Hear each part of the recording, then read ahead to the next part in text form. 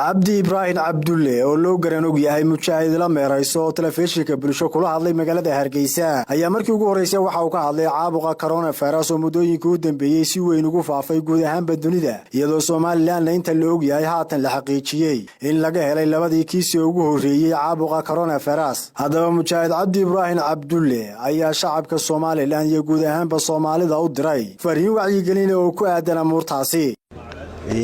horta dad muslimiinay ilaahayna wuxuu yiri idaa saabad calaykum masiiba qaalu inna lillahi wa inna ilayhi raaji'uun horta dadka reer Soomaaliland waxaan kula talinayaa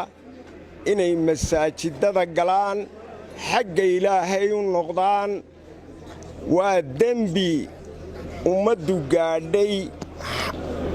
xanuunkani laguma tilmaami karo xanuunadii hore kale xanuunkani waxa weeye hay taaban hay bariidin waan bukaaye hay soo booqan waan bukaaye hay soo booqan marka in xagga ilaahay ha loo noqdo waanooyinka dhaqaatiirta iyo dadka cilmiga caafimaadka leh ay ku talinayaanna waxaan kula talinayaa dhalinyarada iyo ummadda reer Soomaaliland inay talada qaataan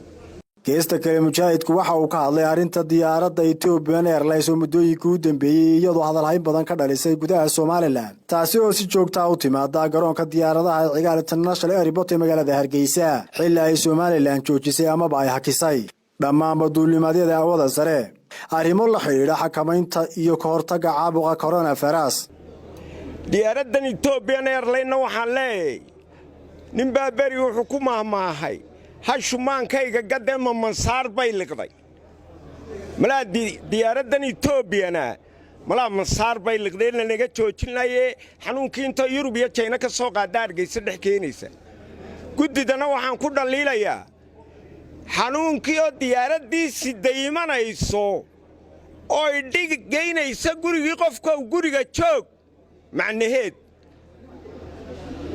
waxaan leeyahay gudida loo xil saaray in xanuunkan ma aha inay cidna wax ku ixtiraamto ha joojiso diyaaradda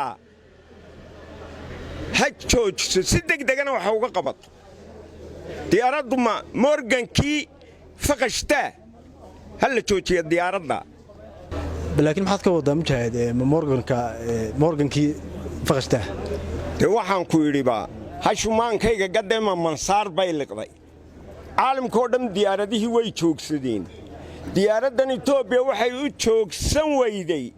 xaaladeedu waa ka sii daba dheer intaa weeye waxaa soo dhan way qaadeen gudidu laakiin baruur quruntay ayaa baruuriya qurmisaa la yidhi mar hadday maydkii Yurub ka cararaya islahaa waa lagu gubi ay Hargeysa keenayso ka sii daba dheeradeer xukuumadda waxaan u soo jeedinayaa in diyaaraddan la joojiyo wixii hore yimidna la karantiimeeyo oo meel magaalooyinka ka baxsan yaan hudheelada lagula meeraysanine in xanuunkaniba waa hawl qarane in kaamka hawl qaran loo dhisay dadka la geeyo oo laga dhex saaro dadka sida dadka imika qaadka cuna waxaad ogsoonayeen qaadkii oo kale aan xukuumaddu joojin balse talaabooyin ay qaaday marfashadii ay ku burburinaysay iyo meelii qaadka la isugu yimaanayay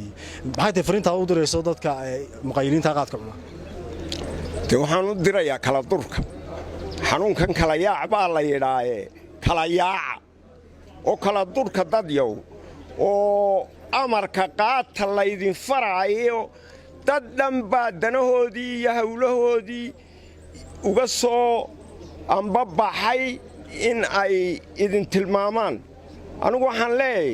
tilmaanta ay bixinayso gudida xanuunka ee dhaqaatiirta iyo culimada